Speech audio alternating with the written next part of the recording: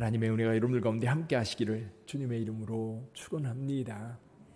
나이가 많은 야곱, 요셉이 애굽에 살아있다는 소식을 들은 야곱은 기운이 났습니다. 그래서 죽기 전에 내가 아들을 보리라. 그리고 애굽에 내려갈 차비를 합니다.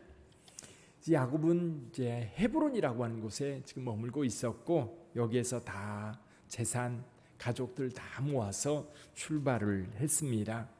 어디까지 갔느냐면 브엘세바까지 갔어요. 브엘세바에 갔을 때에 야곱이 거기서 하나님께 희생제사를 드립니다. 그 밤에 하나님께서 야곱에게 나타났습니다. 나타나서 하시는 말씀, 여기 3절과 4절을 같이 한번 읽어보지요. 3절과 4절. 하나님이 이르시되 나는 하나님이라 내 아버지의 하나님이니 애굽으로 내려가기를 두려워하지 말라. 내가 거기서 너로 큰 민족을 이루게 하리라. 내가 너와 함께 애굽으로 내려가겠고 반드시 너를 인도하여 다시 올라올 것이며 요셉이 그의 손으로 내 눈을 감기리라 하셨더라. 아멘.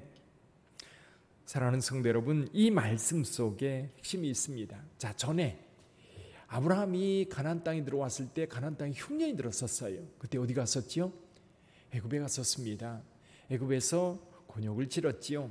하나님께서 그를 다시 이제 가나안 땅으로 불러들였고요. 또 그의 아들 이삭도 여러분 가나안 땅에 다시 흉년이 들었을 때에 애굽으로 내려가려고 갔습니다. 가다가 하나님께서 애굽으로 내려가지 말라.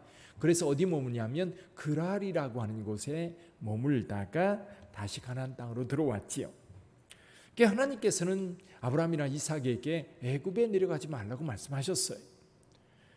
반면에 야곱은 애굽에 내려갈 일은 없었지만 지금 상황에서 아버지, 할아버지 때에 애굽에 내려가지 말라고 했던 그 말씀을 아마도 야곱도 기억하고 있을 거예요.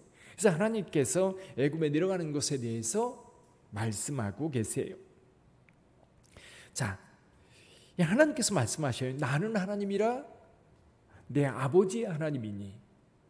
아브라함의 하나님, 이삭의 하나님, 야곱의 하나님. 그 하나님께서 말씀하셔요. 애굽에 내려가기를 두려워하지 말라. 내가 거기서 너로 큰 민족을 이루게 하리라. 하나님의 목적과 계획이 있어요. 그래서 요셉을 먼저 보냈고 애굽에 큰 흉년이 들었을 때 애굽에만 흉년이 들었던 것이 아니에요. 그 고대 근동 지역이 전체가 흉년이 들어서 먹을 것 때문에 난리가 난 거지요.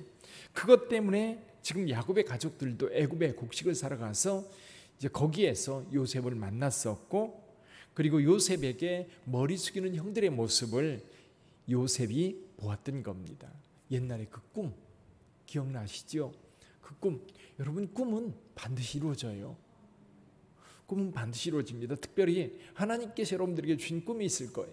그 꿈 가운데 잊어버려지지 않는 꿈들이 있을 거예요. 지금 생각해보면 여러분들도 아마 예전에 어렸을 때라든지 꾸었던 꿈들이 잊어지지 않는 것들이 있을 거예요. 아마 그 꿈들은 분명히 하나님께서 보여주신 것이고 마침내 이루실 거예요. 자, 하나님께서 너로 큰 민족을 이루겠다라고 하는 이 약속 아브라함에게 했고요. 아브라함에게 했을 때 아브라함에게는 8명의 아들이 있었는데 그 중에 한 사람 이삭만 약속의 자녀로 택했어요. 아브라함은 이 이삭만이 아니라 이스마엘과 미디안과 여러 종족들이 많이 주변에 번성을 했어요.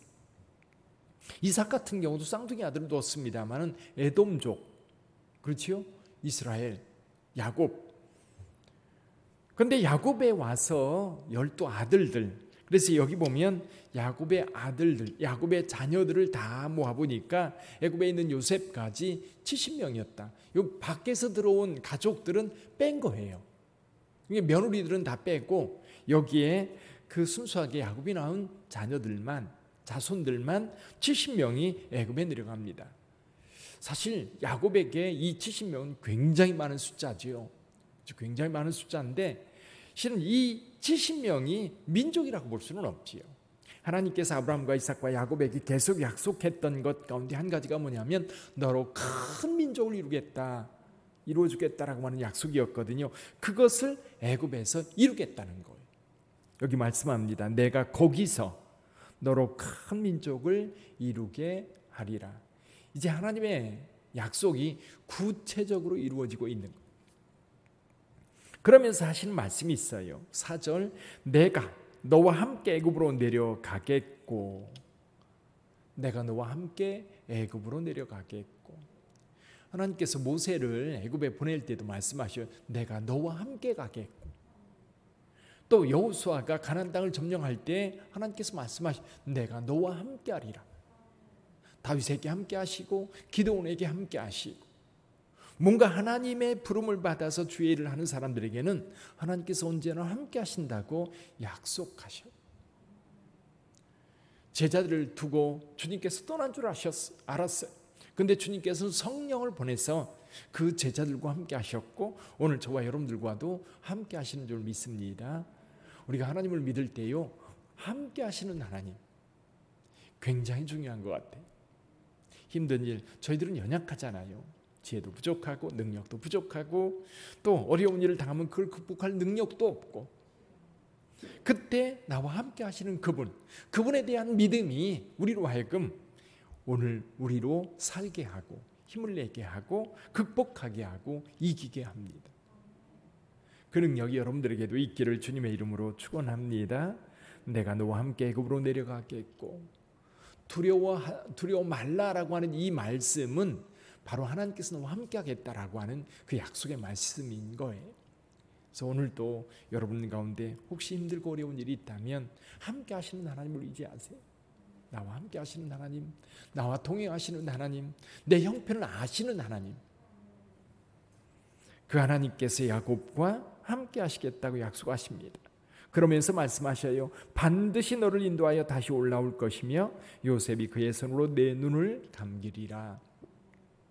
여기서 야곱 그 육체가 올라오는 건 아니죠. 야곱의 후손들 이스라엘 민족이 나중에 모세를 통해서 이제 가나안 땅으로 다시 올라오게 될 거예요. 그 약속.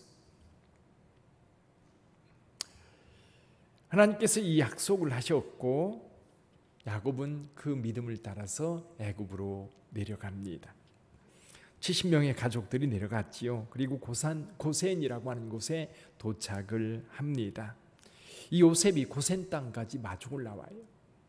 여기 29절 한번 볼까요? 29절, 요셉이 그의 수레를 갖추고 고센으로 올라가서 그의 아버지 이스라엘을 맞으며 그에게 보이고 그의 목을 어긋맞춰 안고 얼마 동안 울매. 아버지와 아들, 이 요셉은 아버지에게 어떤 존재였어요? 사실 부인이 4명이나 있어도 사실은 야곱에게 있어서 진정 사랑하는 아내는 라헬이었어요. 근데 라헬은 자녀가 없었어요. 그것 때문에 굉장히 힘들고 고통스러운 세월을 보냈지요.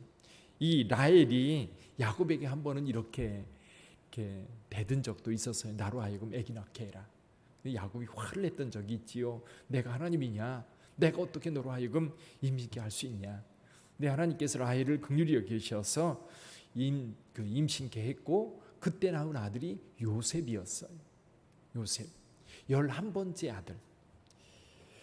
야곱이 요셉을 얼마나 이뻐했습니까?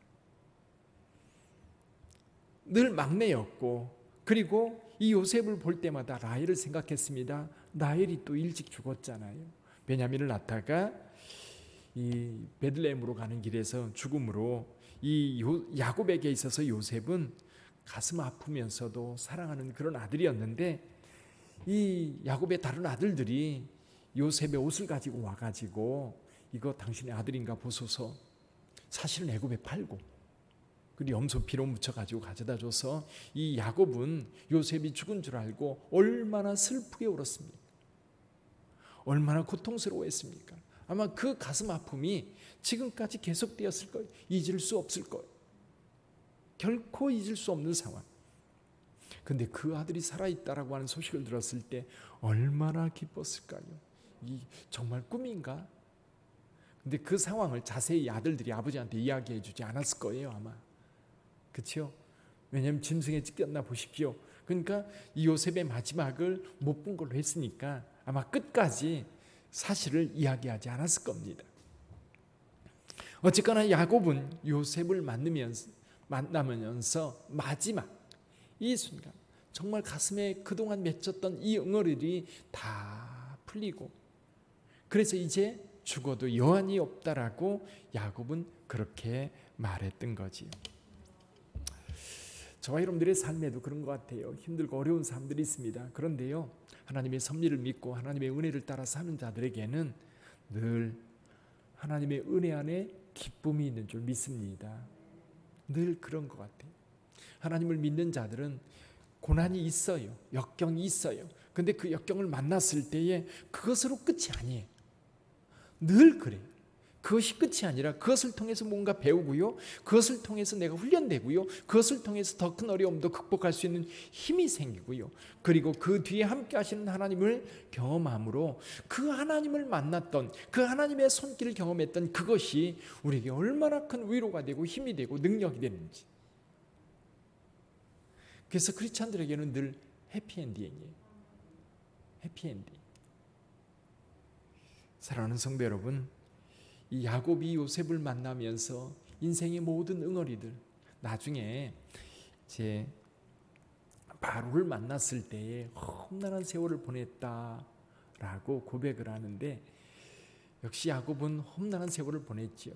그렇지만 마지막에 요셉을 만나면서 그의 삶이 완전히 회복되는, 하나님께서 갚아주시는 그런 은혜들을 보게 돼요. 우리 하나님께서 여러분들에게도 그 은혜로 갚아주실 줄 믿습니다. 그래서 저와 여러분들은 앞에 어떤 어려움이 있을 때 물러나지 마세요. 물러나지 마시고 이것이 하나님께서 인도하시는 길이라고 한다면 하나님을 의지하고 가세요.